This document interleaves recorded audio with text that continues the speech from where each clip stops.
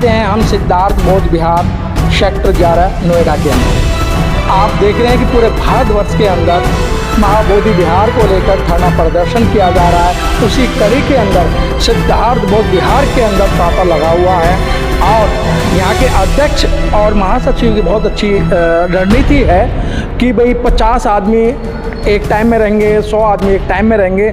इस तरीके से बहुत अच्छा संयम बना रखा है, क्योंकि सभी के घर में काम है और सभी को अपना अपना काम करना है। तो आज इस तरीके से लंच के दौरान हमारे बीच में general secretary RL Anand ji हमारे बीच में जुड़ चुके हैं। सर, क्या मानना है इस बौद्ध विहार को लेकर? जिस तरीके से मुसलमानों की जो मस्जिद होती है वहाँ मौलवियों का कब्जा होता है और पंजाबियों के जो गुरुद्वारे होते हैं वहाँ पे ग्रंथियों का कब्जा होता है और उसी तरीके से मंदिरों के अंदर पुजारियों का कब्जा होता है। तो सर, ये बौद्ध विहार के अंदर बौद्धों को कब्जा क्यों नहीं? जब ये बहुत ही बड़ी विडंबना है हमारे देश में कि जहाँ भी आप देखिए मंदिर में तो पुजारी मिलेगा, हिंदू पुजारी मिलेगा, मस्जिदों में मौलवी मिलेंगे और गुरुद्वारों में ग्रंथी मिलेंगे। लेकिन हमारे महाबोधि महाविहार में पंडित बैठे हुए हैं, मतलब उसमें जो दूसरे लोग बैठे हैं जिनका बुद्ध धर्म से कोई मतलब नहीं है, जबकि उस पर बुद्ध धर्म जो बुद्ध को मानने वाले लोग हैं, बुद्ध धर्म के लोगों का ही उस पर कब्जा होना चाहिए। बहुत अच्छी बात कि बौद्ध धर्म के मानने वालों का ही कब्जा होना चाहिए। हमारे बीच में एक SP सिंह सर और जुड़ चुके हैं।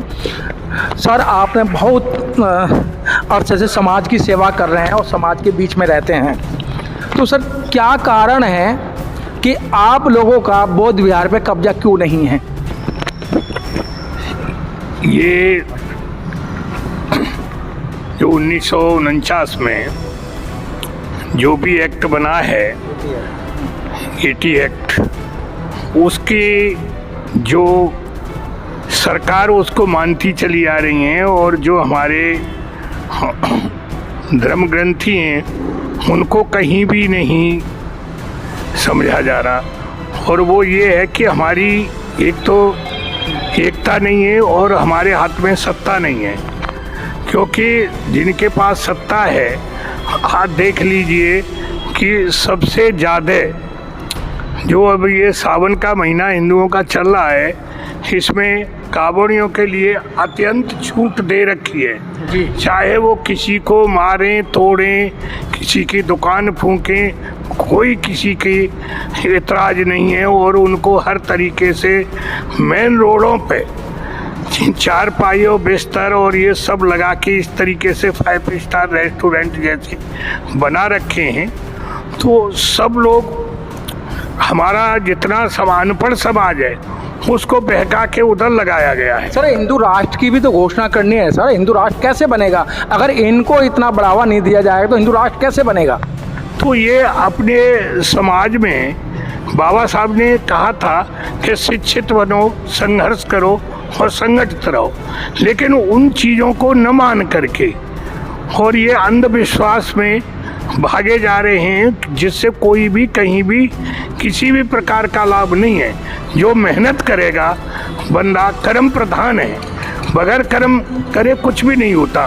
भाई पंडित क्यों मंदिर में जाता है, क्यों बैठता है, क्यों, क्या भगवान का वहाँ अकाउंट खुला हुआ है? जो पैसा चढ़ाया जाता है वो क्या भगवान के अकाउंट में जा रहा है? सब वहाँ जो पंडित पुजारी बैठे हैं उनके परिवारों में जा रहा है, उनके बच्चे। आप सर धर्म के खिलाफ जा रहे हैं, हिंदू धर्म के खिलाफ जा रहे हैं और हमारे बीच में सिद्धार्थ बौद्ध विहार के जो अध्यक्ष हैं वो जुड़ चुके हैं। सर, जिस तरीके से सर आरोप लगा रहे हैं, जो दान देते हैं वो भगवान के पास नहीं, वो उन पंडों के पास जाता है, उन पुजारियों के पास जाता है। सर, ये क्या कथन सही है सर का?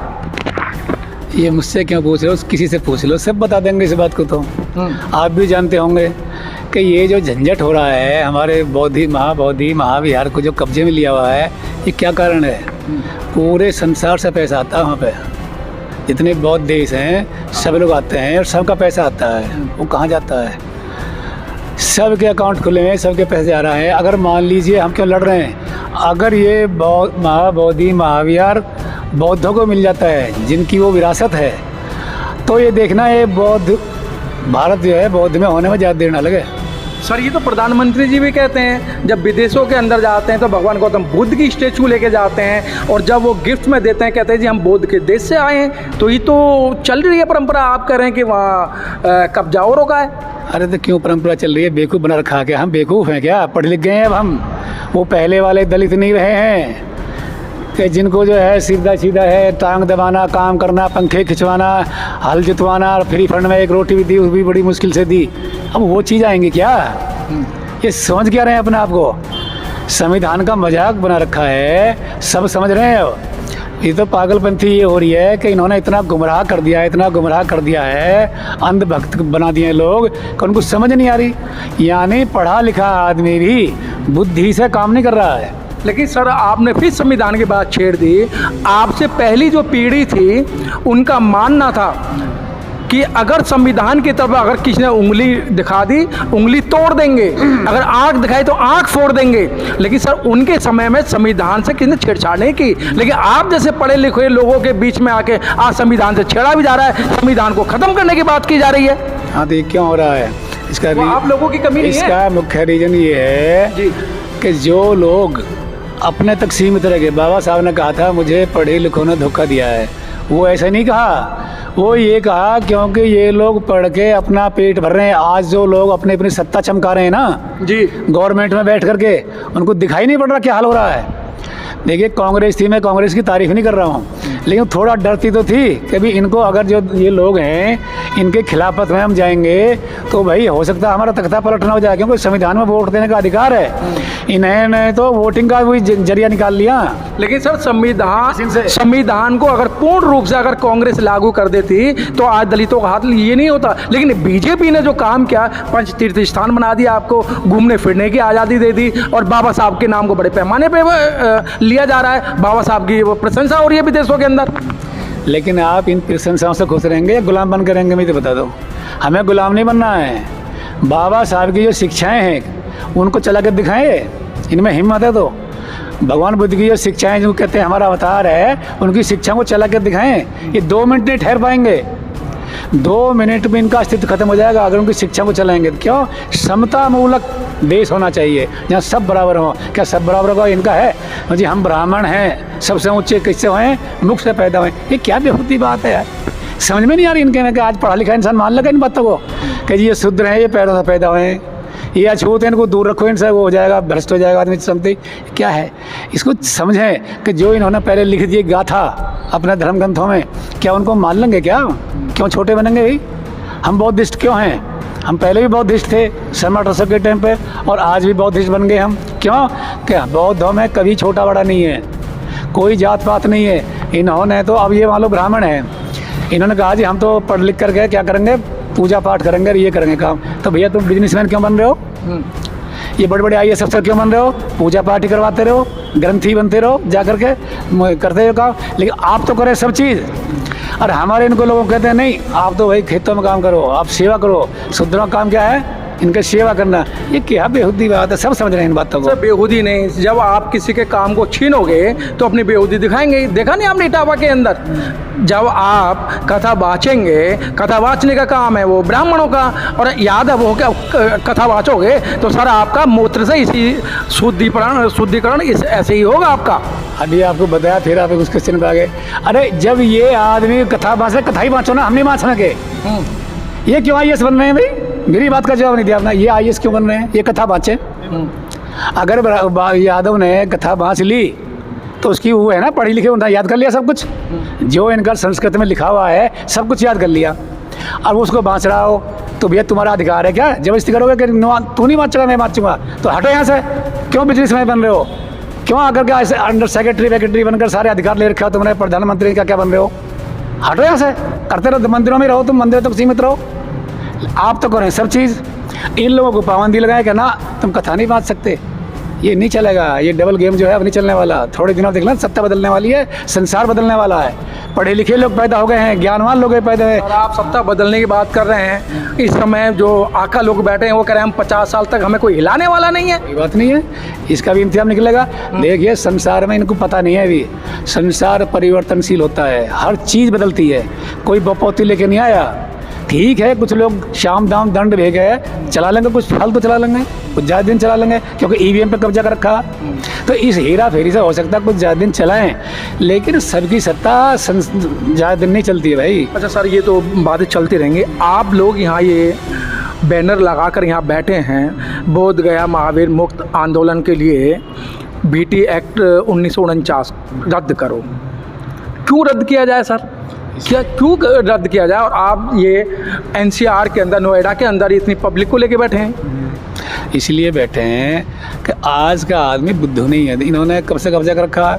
देखिए, जब देश आज़ाद नहीं हुआ था तो उससे पहले इन्होंने कब्जा कर लिया था उस पर, क्योंकि आपको पता होगा कि उससे पहले जो हमारे श्रीलंका के थे वो धर्मपाल जी, उन्होंने जब देखा कि अंग्रेजों ने खुदाई करी, पता लगा यहाँ तो सम्राट अशोक का बना हुआ मंदिर है, उन्होंने इसके लिए लड़ाई लड़ी। देख करके भी इतना बुरा हाल में इन्होंने कब्जा कर रखा किसी ने, पंडे ने, तो उन्होंने लड़ाई लड़ी। अब जब उन्होंने एक्ट बनाया तो उन्होंने उसको उनको दे दिया कि चलो भी ठीक है, राजेंद्र प्रसाद जी के टाइम पे बना तो उन्होंने 5 आदमी वो रख दिए कि एक डीएम रहेगा, वो भी हिंदू रहेगा, और 4 और रहेंगे, तो 5 संख्या हो गई, और 4 बौद्धों को दे दिया खुश करने के लिए, दिखावटी। जब बौद्ध लोग राजेंद्र प्रसाद जी के पास गए कि सर आपने ये क्या कर दिया, इस एक्ट में हमारी संख्या तो घटा दिया था, हमारा क्या चलेगा वहाँ? बोला लेना ले लो, मेरा पढ़ा खुद ये, लेना है तो ले लो, ये भी नहीं मिलेगा। यह दादागिरी होगी भाई।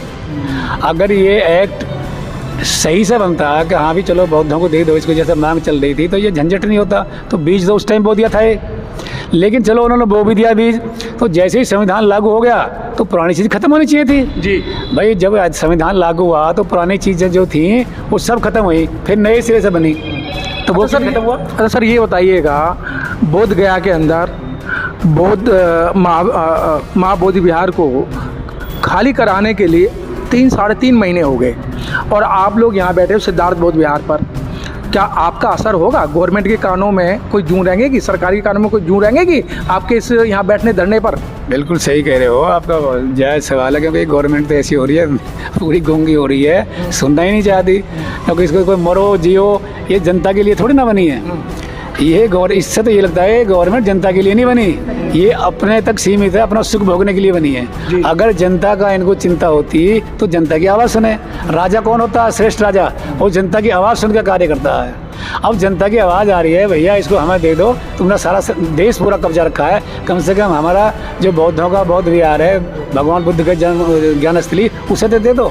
अब उसको देने के लिए हम लग रहे हैं, 3 महीने क्या 4 महीने हो सकते हैं। अभी जैसा आप बताया कि कोर्ट में लगा हुआ है, हमारा तारीख है 29 तारीख, तो कोर्ट को भी पता है कि ये बेचारे जैनवन हैं, इनके कोई बात में सत्ता नहीं है, इनका कुछ नहीं आस्था नहीं देखी जाएगी, वहाँ आस्था देखी गई थी, लेकिन बौद्धों की कोई आस्था नहीं है। क्यों नहीं है हमारी आस्था? ही बताओ पहले तो।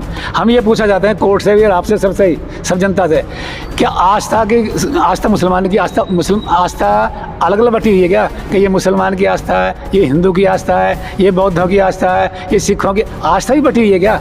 अरे आस्था तो आस्था होती है।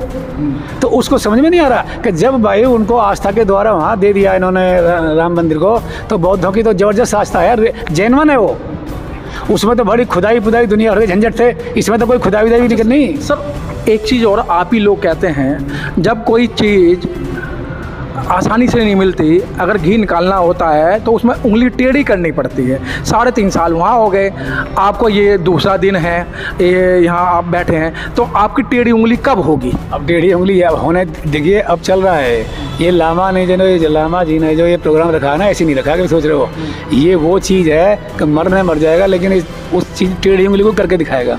अगर सरकार को धमकी दे रहे हैं, सरकार को धमकी दे रहे हैं आप? धमकी सरकार कौन होती है? सरकार तो हम हैं, हमसे वोट से तो बनी सरकार जी। ये तो खाम दादागिरी चल रही है। सरकार कहाँ से बनी बताइए जरा? हमारी वोट से नहीं बनी, तो हम हैं असली मालिक। तो नहीं, फिर आप बोर्ड आपने कह रहे हैं, फिर ईवीएम का रो देते। आप ये सब ये बताइएगा सर, आप यहाँ कब तक बैठेंगे? हम देखिए, हम बैठे चाहे 1 दिन बैठे, 10 दिन बैठे, कुछ दिन, ये ध्यान कर लेना, अब ये उस बौद्ध विहार को ज़्यादा दिन रख नहीं पाएंगे बस। ये मेरा आज बता के जा रहा हूँ, चाहे छोटा सा आदमी हूँ मैं यहाँ का अध्यक्ष हूँ, लेकिन ये अनुभव हो गया मुझे कि ज़्यादा दिन ले नहीं पाएंगे, चाहे यहाँ कुछ हो, क्या रणनीति होगी तो बात की पता चलेगी, लेकिन अब ज़्यादा दिन नहीं ठहर पाएंगे। कब तक कब्जा करेंगे? तो चेंज होने वाला है भैया, मैं बता रहा हूँ आपको। ये कुछ भी कहें, ये कितने ही ब्राह्मण और कितने ज्योतिषी हों, हम बिगड़ ज्योतिषी बता रहे हैं, ज़्यादा दिन नहीं रह पाएंगे, समझ लो ये बात।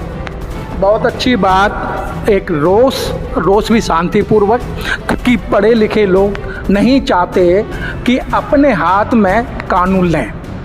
पढ़े लिखे लोग हमेशा चाहते हैं कि संविधान हमारे हाथ में आए और संविधान के तहत हम लड़ाई करेंगे। जिस तरीके से इंजीनियर बीपी सिंह जी ने बताया कि हम शांतिपूर्वक यहाँ लड़ाई लड़ेंगे और सरकार ना सुने, हम बैठे हैं और हम जब तक बैठे हैं। और उन्होंने एक और चैलेंज किया है, अब वो समय आ गया है, ज़्यादा दिन तक ये हमारे बौद्ध विहार पर कब्जा नहीं कर सकते, इन्हें खाली करना होगा।